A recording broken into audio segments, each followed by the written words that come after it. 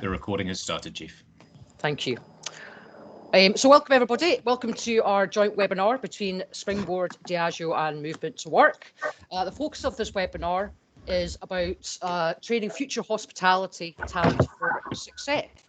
I'll just do a bit of housekeeping first. As I mentioned there, if you can go into mute and put your video off as well, that'd be much appreciated. To introduce myself, my name is Inga McVicker and I'm the National Head of Employability at Springboard. I will be your host today. And you've also heard Ted already there. He's my glamorous assistant. Ted is going to be supporting with the tech. He's going to be keeping an eye on the chat function. So please do use the chat function right throughout this webinar as well. We do want to hear from you, but final time I'll say this, if you mute yourself and take your video off as well, that would be great. So towards the end, please do join the conversation and unmute yourself and such. So what we're going to do today is we have a panel. I've got some fast, rapid-fire questions from them. They're going to introduce themselves in a moment. We've got lots to cover, so my job really is to ask the questions. I'm not going to engage the questions because I want to protect that time at the end for everybody to join in that conversation and ask questions as well. So, without further ado, if I could pass over to James, Sam and Chris to introduce themselves. James, if I can ask you first to introduce yourself. Morning, everybody. Pleasure to be here with you. I'm James Ashall. I'm Transformation Director for Diageo in Society, and we look at everything across the spectrum of our commitments to have a positive impact on society, from responsible drinking to inclusion and diversity to sustainability. And a big part of our agenda and our commitments around inclusion and diversity is supporting an inclusive and diverse hospitality sector, and our work on supporting young people into hospitality. I've spent time working in Movement to Work with Sam and the team for a couple of years in my background before coming into this role within Diageo. That's great. Thank you very much, James. If I can move on to Sam. Morning, everyone. My name's Sam Olsen. I'm the current CEO of Movement to Work. For those of you who haven't come across us before, we're a charity that was established across government and business that's all about creating fantastic work opportunities for young people. So we work with businesses to encourage them to think about how they build a diverse talent pipeline for the future and by creating fantastic opportunities for young people. So far, we've created just over 100,000 work experience opportunities. And in order to deliver that, we work really closely with organisations like Springboard, who can bring both a sector focus and also really attract some fantastic young people to our programmes. That's fantastic, Sam. Thank you very much. And last but not least, Chris. Hi, everyone. My name's Chris. I'm the CEO of Springboard. So Springboard is all about promoting hospitality to young and disadvantaged people, giving them the skills for a successful career through our training programs, our employability programs, and helping them get into sustainable jobs within the industry, sort of supporting them all the way. Brilliant, great. And thank you to Chris, James and Sam for joining us today and for lending us their expertise and their insights into this webinar's topic. Just a final request, if everybody could turn their video off and mute themselves, that would be really appreciated. Again, we can unmute and put our videos back on at the end when we get to the conversation.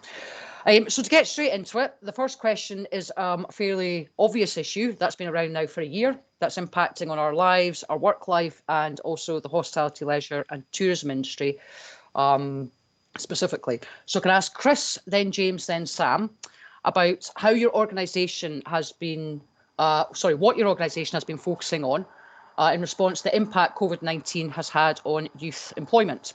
I'll go to Chris first. Sure. So since COVID, Springboard, we've built a whole strategy around a mission to future-proof the talent pipeline for hospitality. We've done this because young people are absolutely vital in the industry's recovery from the pandemic, and also in addressing hospitality's long-term skills gaps. So central to this, we've got a really key programme. It's called Springboard to 2022. I'll tell you a little bit more about it later, but in essence, it's about getting 10,000 young people into work in hospitality. So operationally, in response to COVID, we took all our face-to-face training online with the creation of the Digital Hospitality Academy. So we've used the Flow platform for online learning, and then sort of virtual one-to-one support for, and that's meant we could support our 1,200 young people going through our programs. As part of this, it's been more important than ever that we work with partners like Diageo, like with Movement to Work. And just to give you an idea of scale, in the past 3 months alone, we've supported 238 young people through Diageo's Learning for Life programme, the Hospitality Elevator programme, and a further 184 through the Digital Hospitality Academy.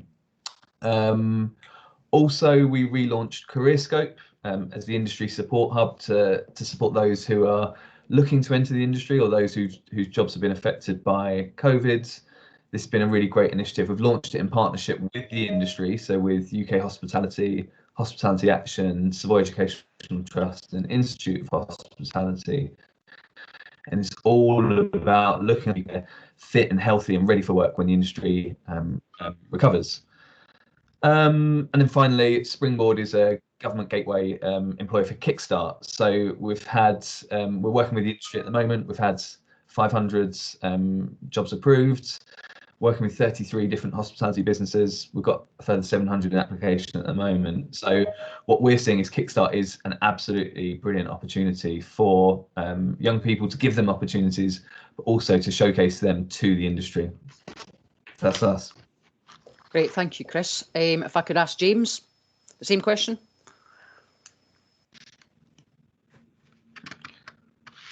Classic. Sorry, I was still on mute when I was starting to answer my question. It happens every day.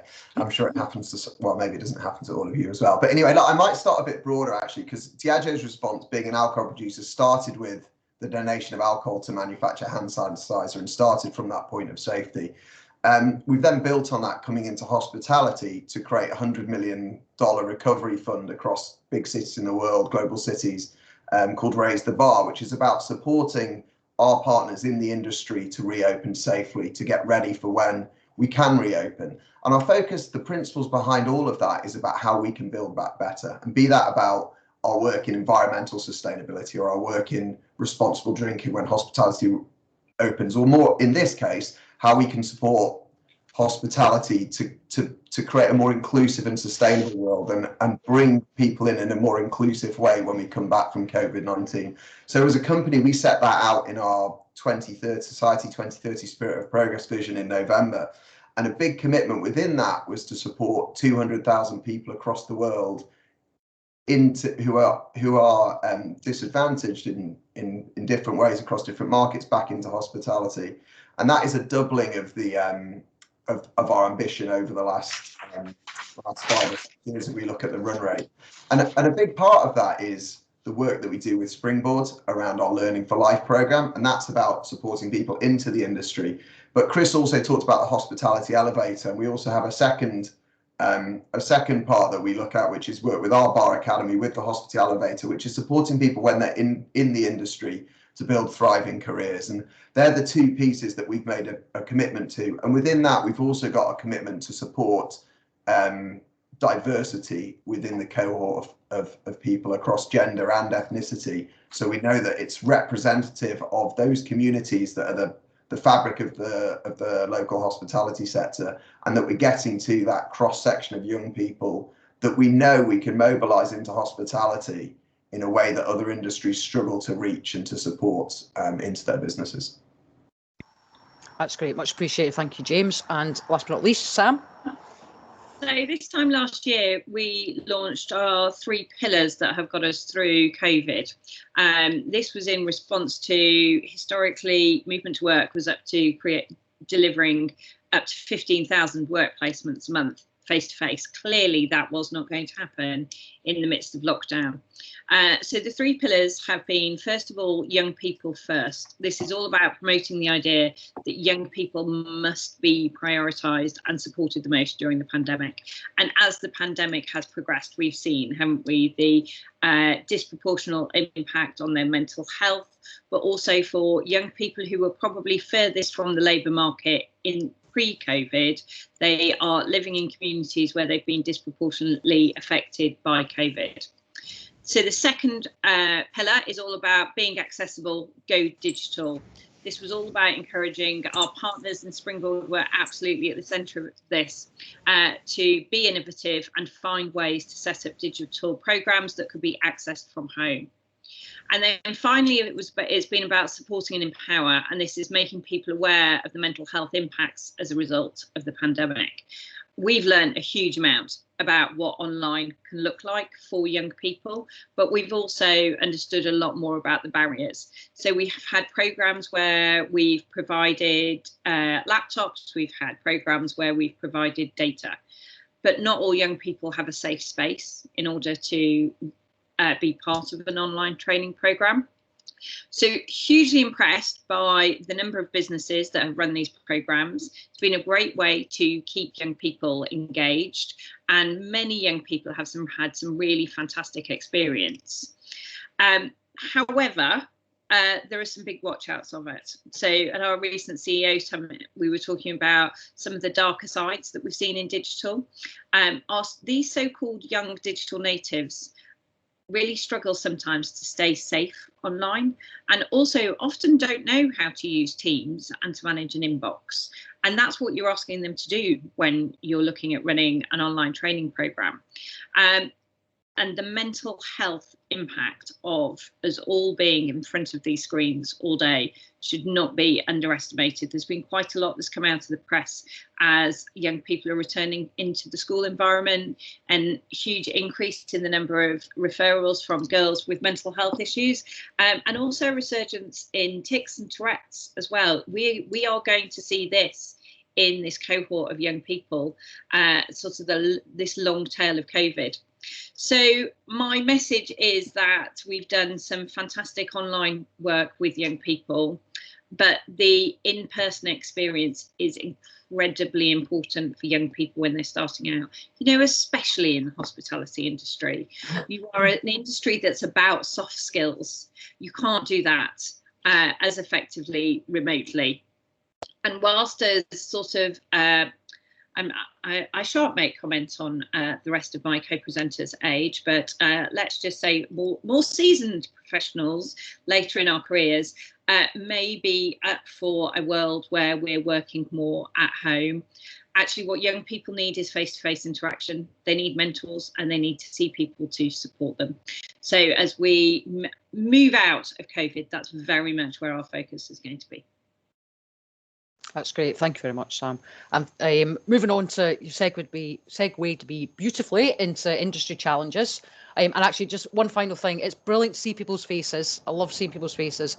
However, if you could put your videos off at the moment, for those who still have it on, that would be really appreciated. And you know, you can turn those on again when we get to our conversation. That would be great. So moving on to industry challenges, can I ask James and Sam, what challenges do you see ahead for the hospitality, leisure and tourism industry? And what can we do to have a joined up approach to mitigate these effects? So we'll go first to James again, if that's okay. Sure, I'll turn myself off mute this time, Inga. Yeah, I mean, look, I'm sure a lot of you on this call have a lot of expertise in the challenges that you're, facing in front of you, and I don't want to kind of get into that or preach to the choir, so to speak. But I think from our perspective, and the reason we're putting a lot of investment behind raising the bar, it's about reopening safely so that we can bounce back and bring the vibrancy back into that industry. Obviously, the COVID crisis is and will continue to affect how the industry looks for and can source talent. There is a lot of people who were working in the industry who are now not working or are on furlough, and we need to actively support them to return.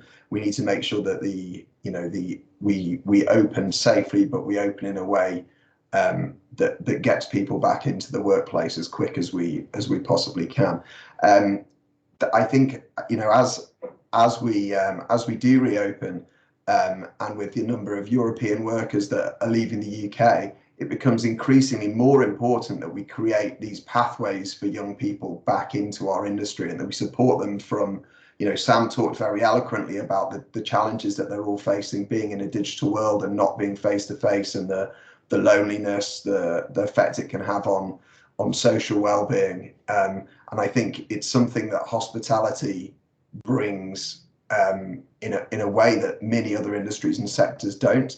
And I think as we bounce back, what's really important is that we do it in a joined up way, and we use platforms like Chris is talking about, and we'll come on later. We collaborate through platforms like Movement to Work to try and make the journey as joined up as it can be for these young people, because I'm sure they have been, they always are, and they will continue to be hit by a constant barrage of information from multiple sources.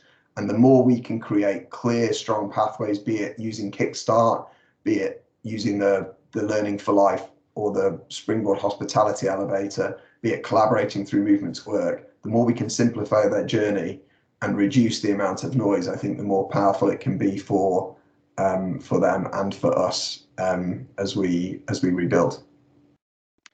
Fantastic, thank you, James. And same question, Sam. So I mentioned in my previous answer something about a long tail. And in fact, Chris and I were having this conversation yesterday that as we're talking to different sectors and even businesses just within hospitality, I think there's an element of a mixture of what your business does, your geographical location, but also your natural optimism as an individual as to whether or not I find myself talking to somebody who's feeling quite down about how long it's going to take to recover versus somebody who's quite buoyant and optimistic as a business leader at the moment. And at Movement to Work, we're trying to hold all of those and hold that tension and say the really important thing to remember, I think for me, particularly for you as a hospitality industry, you are fantastic at holding customers' hands and making them feel brilliant about themselves. You know, that is what you're selling, isn't it? As much as I'm sure Diageo would like to tell me it's about the drink. I think hospitality it's about that great sense of feeling that James was just mentioning. You do a brilliant job of that with your customers. I think the challenge as we come out of COVID is you've got to do that with your staff. And you've got to do that with your staff because they've been sat at home in a world where there's not lots of people. And we're asking them to go back into a workplace environment where they've got to interact with people and perhaps interact with people that they can't control what they're doing. And so whether or not it's a young person, which is our focus obviously is Movement to Work, or somebody more experienced in your workplace, how you really focus in on staff mental health and supporting your staff in that transition, I think will be absolutely crucial for your success.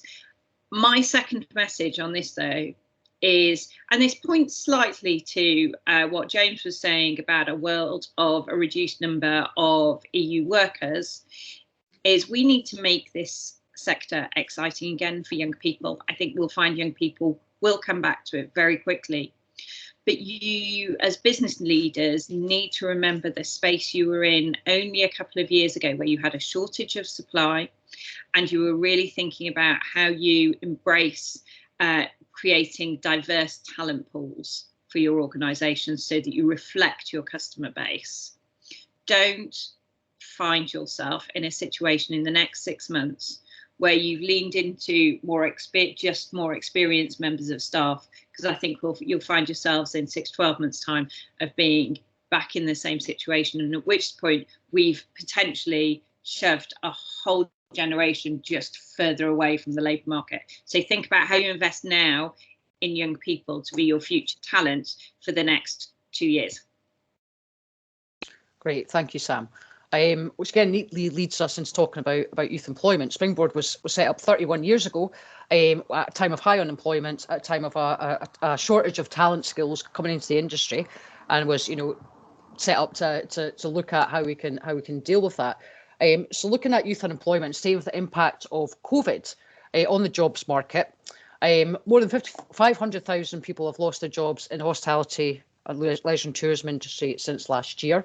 We're at around 15% youth unemployment across the UK, across the UK, and many of those young people are looking at other industries for their first experience of their job.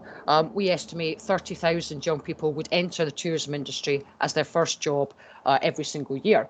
So what can we do to secure that talent pipeline for the future?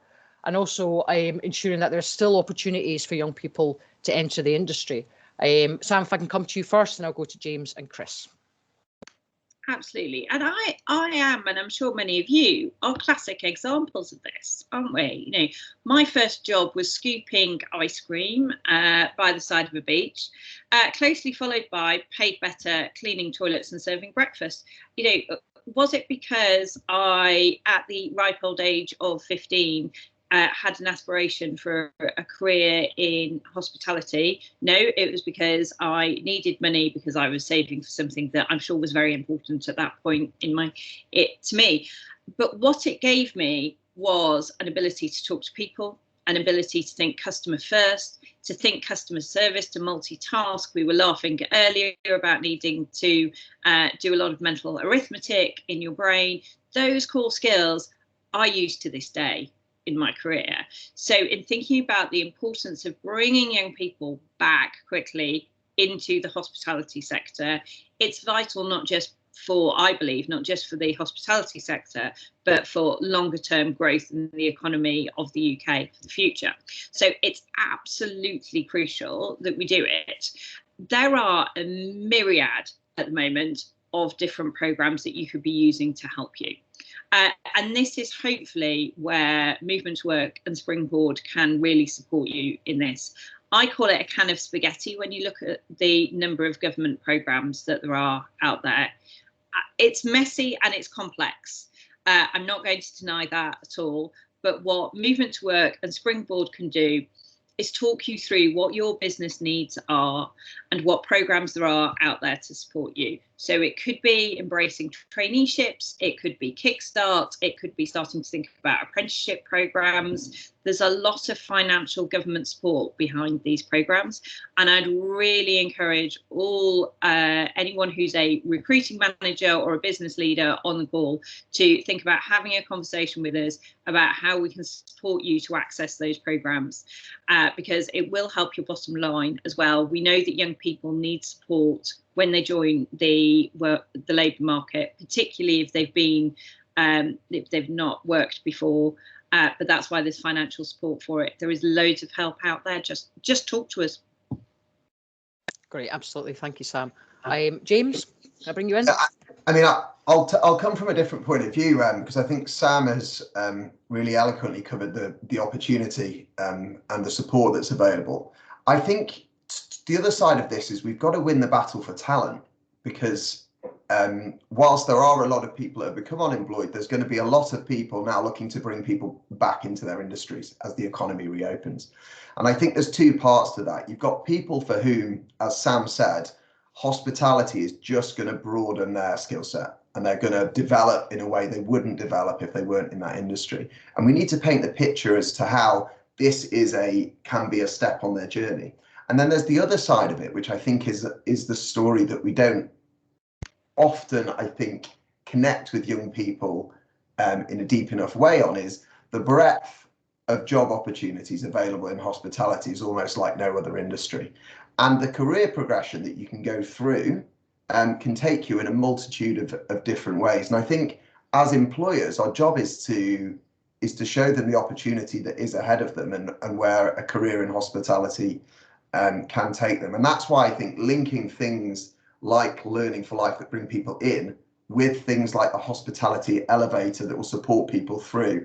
And from our perspective, we have a global program called World Class, which is about the best bartenders in the world coming together and celebrating them. It's painting that picture of a journey that people might go on. And that was a specific bartending example. But most of those have gone on to be entrepreneurs or to set up their own bars or build their own businesses. And I think we need to just connect that journey with back down to when you're entering organizations. I think some other industries probably do that slightly better in terms of painting the aspiration in that journey.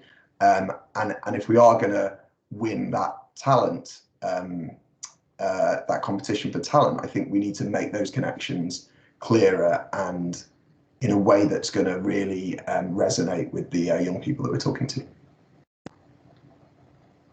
Great, thank you, James.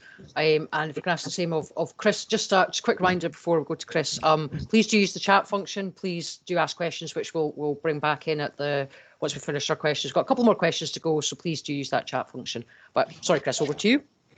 Thanks, Inga. So firstly, I mean, it's labouring a point that I think we've all made already, but it's the important thing is just really stressing how important young people are to the future of hospitality. Inga, as you said earlier, about 30,000 young people enter the industry each year. They didn't last year because there were no jobs for them. As we recover, there are opportunities, but a concern is that hospitality businesses focus on more experienced members of staff so they can run their businesses on sort of leaner staffing models. But it's really worth labouring that this is the next generation of chefs, of hoteliers, of restaurateurs coming through, and they're such an important part of that staffing mix because there was already, as we've said, there's already a skill shortage in hospitality, plus Brexit, plus huge job losses, plus these young people not coming through equals a problem further down the line. So I mean, and as Sam put, there's lots of opportunities to. It's never been a better time really to be taking on young people. There's lots of incentives there. There's lots of support there at the moment. Things like Kickstart. There's funding there. There's funding for their wages for 6 months or a part of their wages for 6 months, for the employability training that's and the wraparound support. There's government grants in place to cover this, to make it as attractive as possible, and the role of gateway employers is designed to make it really easy, really straightforward. Similarly, in last week's budget, the Chancellor increased the incentives, the payments for taking on apprentices to £3,000. So again, there's support there, there's funding there to make it a worthwhile thing to do. Great, thank you, Chris. I can see my broadband starting to drop, so I'm just going to put my camera off, so I'll be the voice from beyond. Apologies. Staying with Chris, because Chris is my boss, I've got a three-parter for him. Let's do that in public. So Springboard, we launched our Springboard 2022 project in partnership with a range of funders and supporters, including Diageo Movement to Work. So how will this project benefit businesses? How does it propose to prevent the threat to the talent pipeline becoming a reality? And what are the benefits of being involved? Thanks, Inga. So Springboard to 2022 is our solution to tackling this long-term staffing crisis that hospitality's had for many, many, many years. Our aim is to get 10,000 young people into work in hospitality in line with its recovery over the next 18 months. So Springboard will oversee the whole process, from promoting the industry as a great place to work through a sort of a big outreach campaign within schools, within colleges, within referral partners like Job Centre Plus. I know I've got a few of you here today. So it's about attracting people into the industry, assessing their specific needs, and signposting them onto the most appropriate route into work. So some will be relatively low needs, and we can put them straightforward to employers, whether it's a traineeship or a Kickstart or an apprenticeship or straight into work. Alternatively, they may have some barriers to work, so might go onto an employability program, a pre-employability training program run by either Springboard or one of our delivery partners. But either way, we'll then be supporting these young people into work in an approved role with one of our project partners. Got some brilliant, as Inga said, got some brilliant businesses on board already. Diageo and Baxter Story as sort of official partners with the project. Lots of other project partners, including people like IHG, Sodexo, Hilton, Compass, CH&Co. We're going to be announcing the lead partner next week. Really excited about that, and we're looking for new partners all the time. So look, get in touch if you want to be a part of the program. Inga, I think the second part of your question was why are we doing this? Why should you get involved? And look, I think there's three key reasons. First is plugging those staffing gaps that we spoke about, but with a source of labour that's engaged, it's trained up, it's motivated, and it wants to be starting to get into work. Second is about maximising the impact and participation with the government's plan for job strategy. As I said, there's funding available. we want to help you tap into that in a really coordinated way. And thirdly, it's just about, as we've all said today, it's about championing the hospitality industry as a really great place to work, promoting it to the next generation and building positivity around it as a career of choice.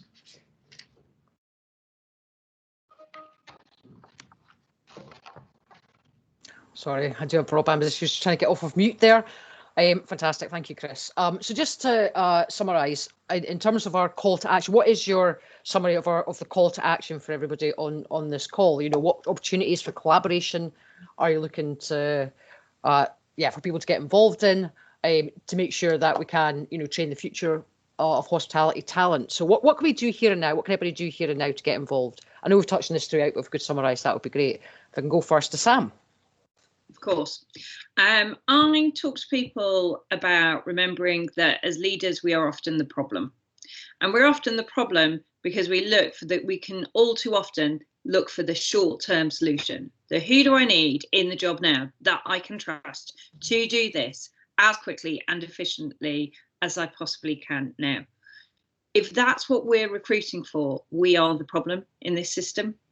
Actually, what we need to be thinking of is, how do I build a talented workforce that is going to be there for me and up and running for me with passion, with dedication next year?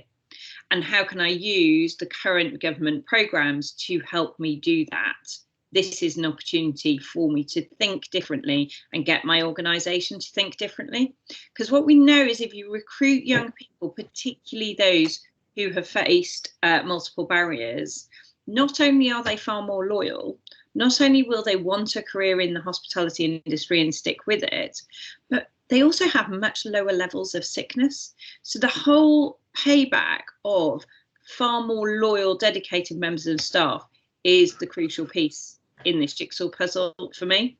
So what you can do is think differently, think about inclusion and diversity, think about future talent pipeline, and talk to us.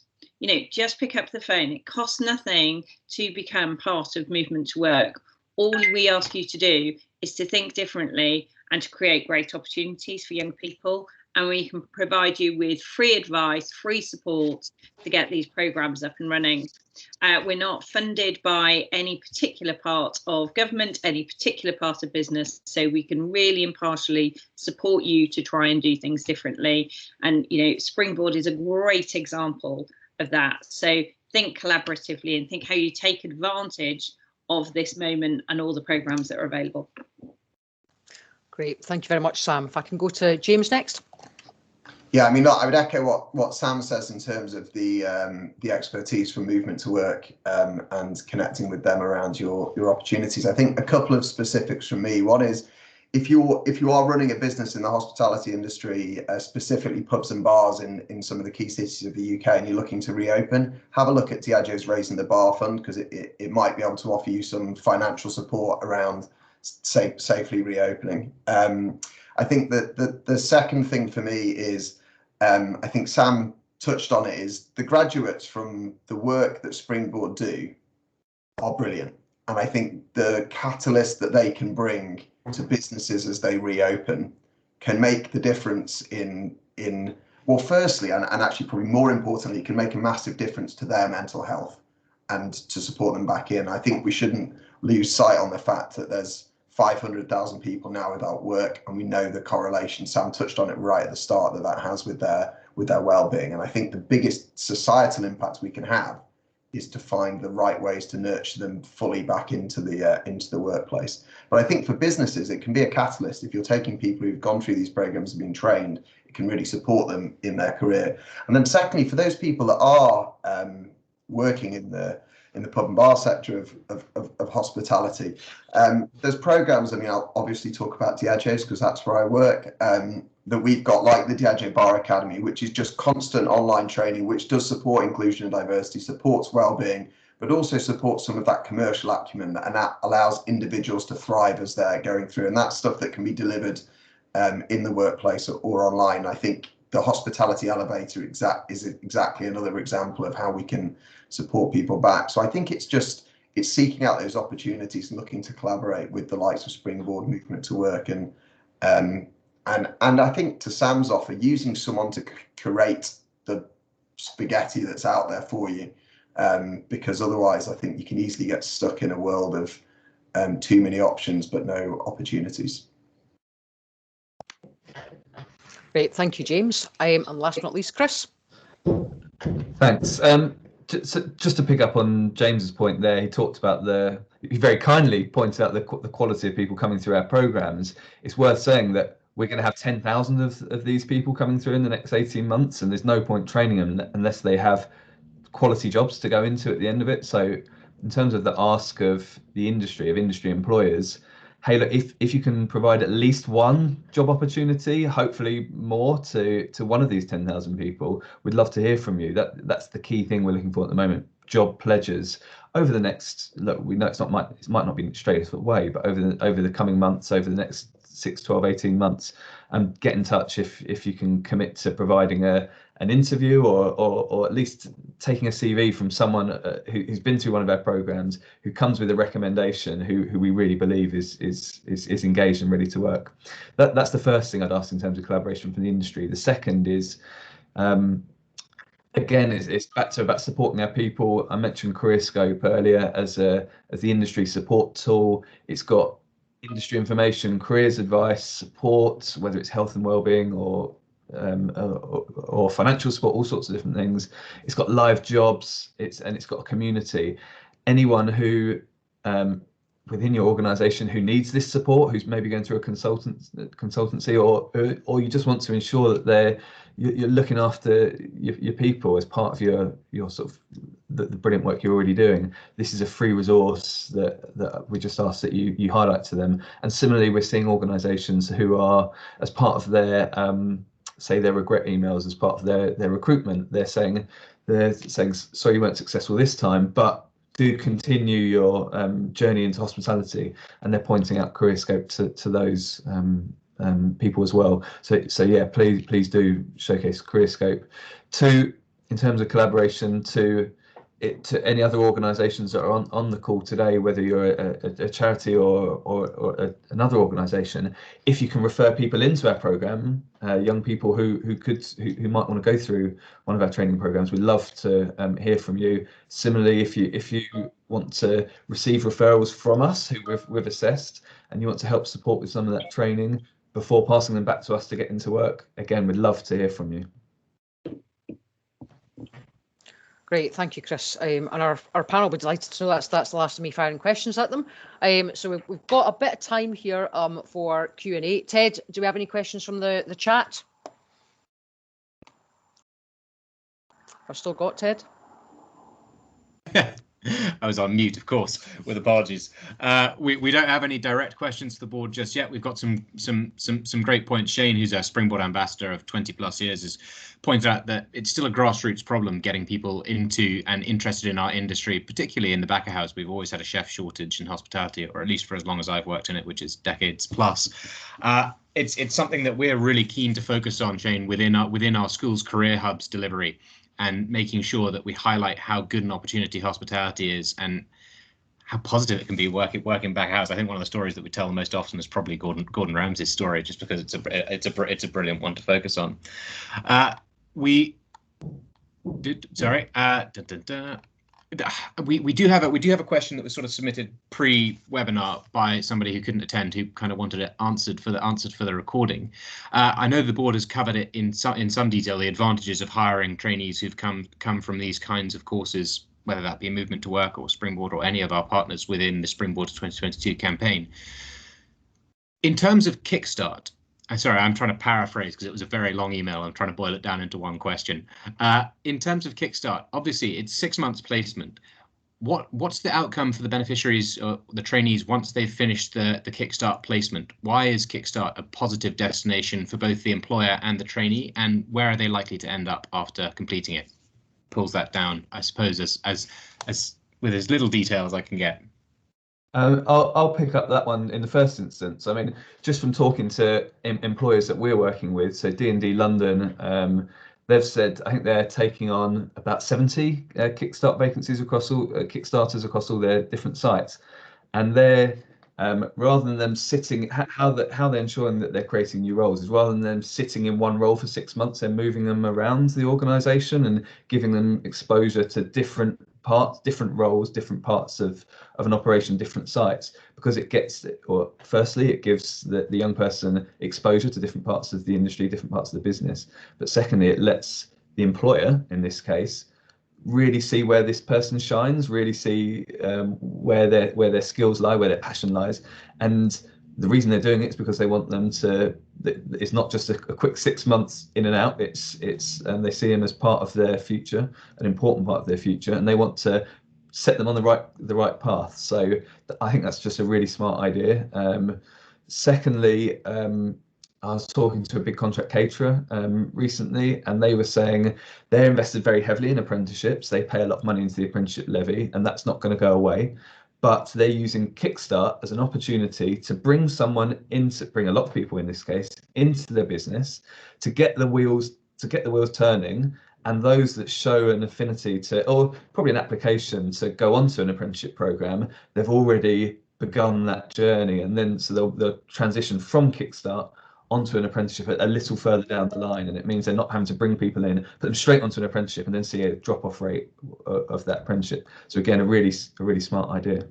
And Chris, just from an employer perspective, actually, one of the things we have found hard because of our kind of global structure with different business units in the UK is to really mobilise that apprenticeship levy to work for us as hard as it can do.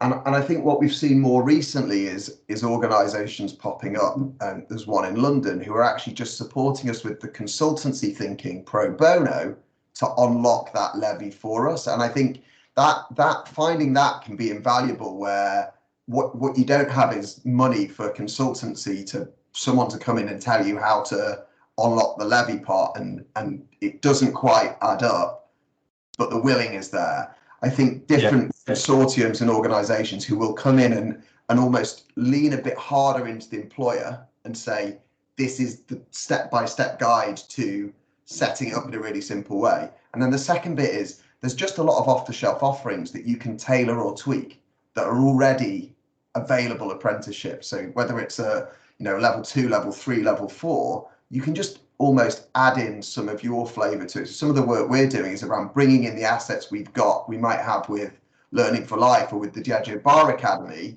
to overlay what we think is really important within Diageo onto the framework of an apprenticeship that's already certified. And it can just really lower the bar to get going and make such a big difference to people, as well as helping your money that you've already paid work harder for you.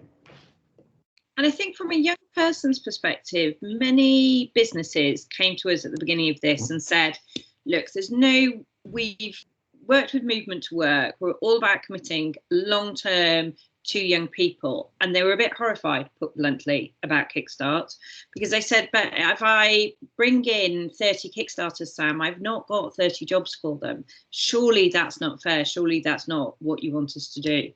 And it wouldn't have been what we'd have wanted them to do 2 years ago. But these are young people for whom there are no opportunities at the moment. And actually just bringing in 5 Kickstarters, or even 1 or 2 Kickstarters, you may not have a job for them, but the experience you give them enables them to go and find a job somewhere else. And that's the crucial piece of Kickstart. And that's what we're seeing happen. So Tesco's and their 1,500 Kickstart, they did not have 1,500 opportunities for young people. But we're already starting to see with the first cohort, those young people go off and get jobs that they wouldn't have had the opportunity to get before. Absolutely, and it's something that we're encouraging. All the young people coming our courses, we're explaining how to go about Kickstart, how to talk to their GCP work coach about Kickstart, and link them into employers who have Kickstart placements, in their locality. Springboard, we do have an expert called Bhavna on Kickstart, so more than happy for what Ted will do is Ted will circulate key contacts after this call to everybody who joined the webinar. But Bhavna's more than happy to talk you through.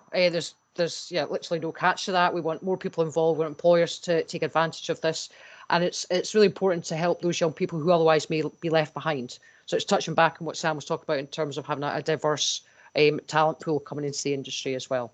Good. Ted, any other questions to pick up on?